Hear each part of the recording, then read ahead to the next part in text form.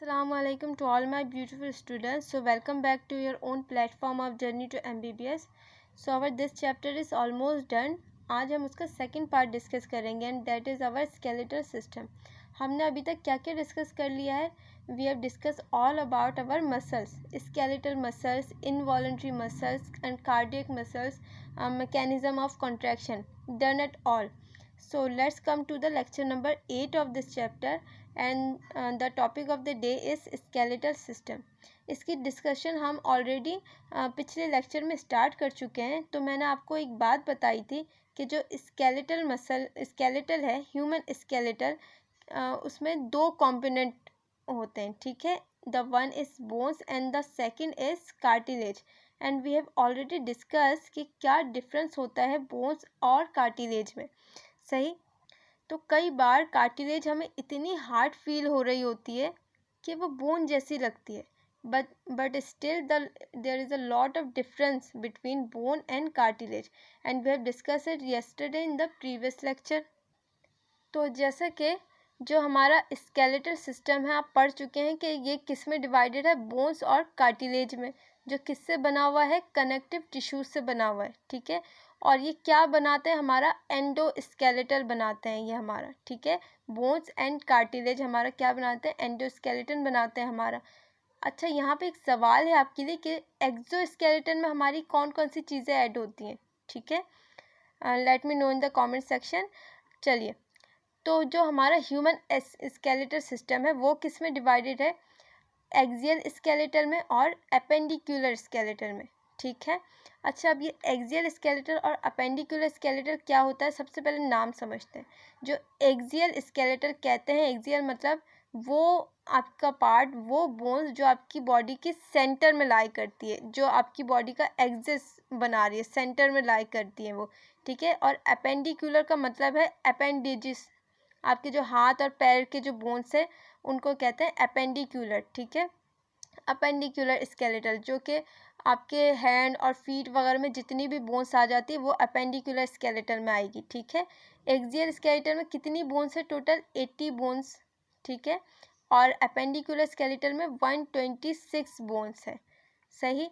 अच्छा, अब मैं इस डायग्राम की हेल्प से अगर आपको समझाऊँ, एक्सियल स्केलेटल में क्या क्या आ जाता है, आपका हेड आ जाता है आपका. ठीक है, आपकी ये जो नेक है, ये आपका थोरेसिक केज आ जाता है. ठीक है, जिसमें आपकी बैकबोन है, रिब्स है, स्टर्नम है, ये सारी चीज़ें किस में कहाँ लाई करती है, सेंटर में. ठीक है, तो ये क्या कहलाएगी, हम आपकी एक्सियल स्केलेटल कहलाएगी. और आपकी अपेंडिकुलर स्केलेटल कौन सी है, ये आपकी हैंड की जो बोन्स हो गई. ठीक है, आपकी फीट की जो बोन्स हो गई. अच्छा, आपके हाथ और पैरों को जो बोन्स, जो मेन बोन्स आपकी बॉडी से अटैच कर रही है, जिसको हम कहते हैं गर्डल बोन्स, ये भी आपकी अपेंडिकुलर स्केलेटल में शामिल होती है. ठीक. अब सबसे पहले हम डिस्कस करेंगे एक्सियल स्केलेटल को. फॉर्म द सेंटर एक्सिस, जैसा कि मैंने कहा. ठीक, इसमें क्या क्या है आता है, आपका स्कल आता है जिसमें टोटल 22 बोन्स है. ठीक, स्कल को फर्दर हम दो ब्रांचेस में डिवाइड करेंगे. एक है आपका ब्रेन बॉक्स, एक है आपकी फेशियल बोन्स. ठीक है, फेशियल बोन्स वो जो आपकी फेस पे है, ब्रेन बॉक्स वो जो आपके पूरे ब्रेन को कवर कर रही हैं. ठीक, जिसको हम क्या कहते हैं, क्रेनियम कहते हैं. 8 बोन है ब्रेन बॉक्स में और 14 है फेशियल बोन्स में. उसके बाद आ जाता है हमारा एयर ऑसिकल्स, ये भी तो आपके हेड के साथ ही अटैच्ड है ना. तो एयर ऑसिकल्स में आपकी 6 बोन्स आती हैं पेयर्ड में, 3 पेयर्ड है. ठीक है, 6 बोन आती है. फिर आती है आपकी हायोइड बोन, जो कि आपके यहाँ गले में होती है. आपकी टंग की मसल इस बोन से अटैच्ड होती है, और ये एक वाहिद वो बोन है जो किसी भी दूसरे बोन के साथ अटैच्ड नहीं है, सिंगल बोन. ठीक है, उसके बाद है थोरेसिक केज, जिसमें 51 बोन्स अटैच 51 बोन्स होते हैं. पहला आपका स्टर्नम, फिर बैक बोन जिसमें 26 है, उसके बाद रिब्स. अगर ये बहुत ही बुरी सी एक डायग्राम है, इस पे ना जाएं. अगर मैं आपको इसमें दिखाऊं तो ये है आपका स्टर्नम. ठीक है, डैगर सा शेप है इसका, ये स्टर्नम होती है आपके गले में, जहाँ पे आपको डेप्थ फील हो रही होती है ना, वहाँ से ये स्टार्ट होके ये यहाँ तक होती है, जहाँ तक आपको बोन फील हो रही होती है. तो ये है आपका स्टर्नम, सिंगल है. ठीक. अब डिस्कस करते हैं हमारी क्रेनियम को, जिसको हम कहते हैं ब्रेन बॉक्स, जिसमें 8 बोन्स इन्वॉल्व है। ठीक है, चलिए, तो ये कुछ इस तरह से है हमारा ब्रेन बॉक्स। इसको मैंने कलर इसलिए किया है क्योंकि जो हमारा ब्रेन है ना, वो कलर को बहुत जल्दी पिक कर लेता है। इस तरह से आपको ये चीज़ें याद रहती हैं बहुत अच्छी तरह से।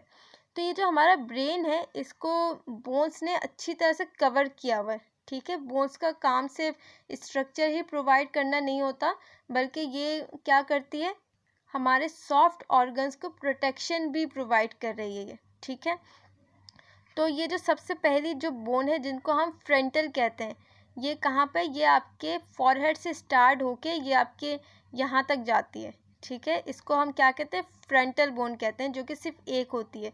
उसके बाद आपके रूफ ऑफ द स्कल में जो बोन प्रेजेंट है, उसको हम क्या कहते हैं, पैराइटल कहते हैं, जो कि 2 होती है, एक इस साइड है और एक पीछे की साइड होगी। इसको हम क्या कहते हैं, पैराइटल बोन, जो कि आपका क्या बना रही है, रूफ बना रही है, रूफ ऑफ द स्कल बना रही है। उसके नीचे जो बोन है, उसको हम क्या कहते हैं, ऑसिपिटल कहते हैं, जिसमें जो सिर्फ एक ही बोन है। और जो यहाँ पे आपको नज़र आ रहा है, ये बोन होती है आपके ईयर्स के पीछे, कानों के पीछे जो बोन होती है आपकी टेम्पोरल, एक इस साइड होगी, दूसरी उस साइड होगी, 2 बोन्स है। अच्छा, ये एक प्रीवियस ईयर क्वेश्चन है एमडीकैट का, कि आपके जो ईयर्स है वो कौन सी बोन में प्लेस्ड होती हैं, तो ये टेम्पोरस में प्लेस्ड होती हैं। ठीक है, ये वाली जो बोन है, इसको हम क्या कहते हैं, इसको हम स्पीनॉइड कहते हैं।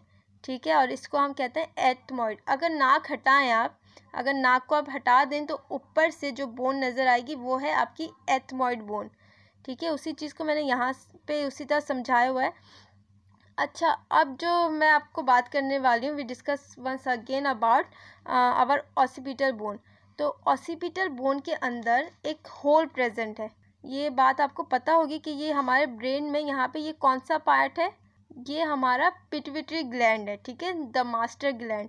तो ये पिट्यूटरी ग्लैंड कुछ इस तरह से है, इस तरह से कुछ बाहर निकला हुआ। अब इस ग्लैंड के ऊपर ये जो स्पीनॉइड बोन है वो अच्छी तरह से फिक्स हो जाए, तो इसलिए यहाँ पे इसका एक डिप्रेशन बना हुआ है। ठीक है, इसका यहाँ पे एक डिप्रेशन बना हुआ है, तो उस डिप्रेशन को कहेंगे सेला टर्सिका। ठीक है, this depression is known as sella turcica. तो चलिए हम ऑसिपिटल बोन की बात करते हैं। जो हमारी ये ऑसिपिटल बोन है वो किस तरह से होती है, ये जो हमारी ऑसिपिटल बोन होती है, ये कुछ इस तरह से प्लेस्ड होती है, कुछ इस तरह से प्लेस्ड होती है। ये जो हमारी ऑसिपिटल बोन है, इसको मैं अगर आपको बताऊं, तो ये कुछ इस तरह से प्लेस्ड होगी। There is a hole between them. ठीक है, यहाँ पे ये एक होल होता है, और वो होल किस लिए होता है, it will extend out the spinal cord. ये होल इसलिए होता है कि जहाँ से ब्रेन क्या करती है, ब्रेन जो है, it will extend out the spinal cord. आपको याद होगा कि मैग्नम जो आइसक्रीम आप खाते हैं ना, तो मैग्नम कहते कैसे, मैग्नम का मतलब होता है बिग, बड़ा। ठीक है, भले वो आइसक्रीम हमारे लिए छोटी पड़ती हो, लेकिन उन्होंने अपने हिसाब से उस आइसक्रीम को बड़ा बनाया है। तो इस होल को हम क्या कहते हैं, फोरामिन मैग्नम कहते हैं। मैग्नम मतलब this is the largest hole of your body. ठीक, इसको क्या कहते हैं, फोरामिन मैग्नम इसको कहते हैं।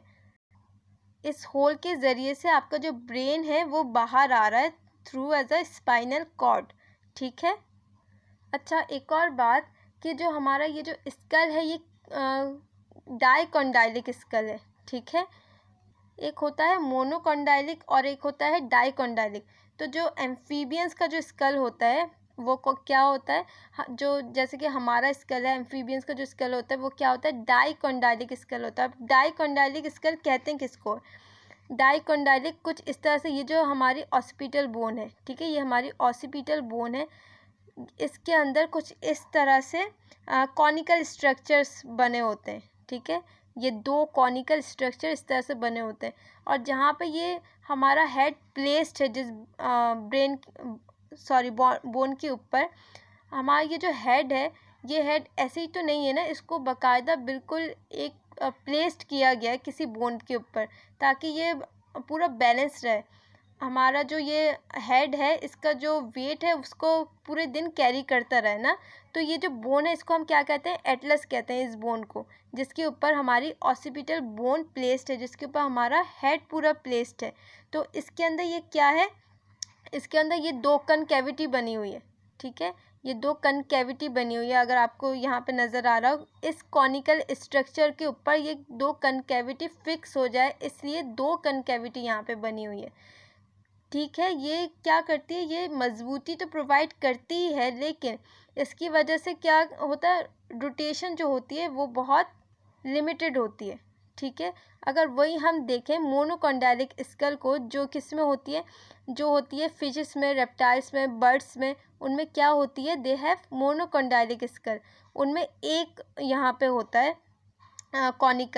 कॉनिकल जो स्ट्रक्चर है, उनमें सिर्फ यहाँ पे एक प्रेजेंट होता है, तो यहाँ पे कनकेविटी भी एक होगी, सिंगल कंडाइलिक होता है ये, ठीक है।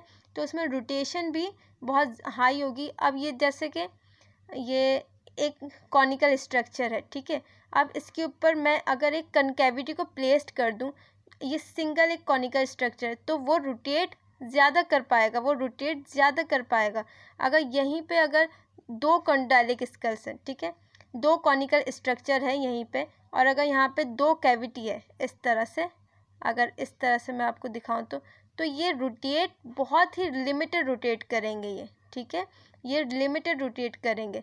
वहीं पे अगर हम मोनोकॉन्डाइलिक को देखें तो वो क्या करेंगे, ज़्यादा रोटेट करेंगे, क्योंकि वो सिंगल है, ठीक है। ये बात आपको समझ आ गई। अगर आपको हमारा लेक्चर अच्छा लगा तो इसको लाइक कर दें, शेयर कर दें और इसको सब्सक्राइब कर दें।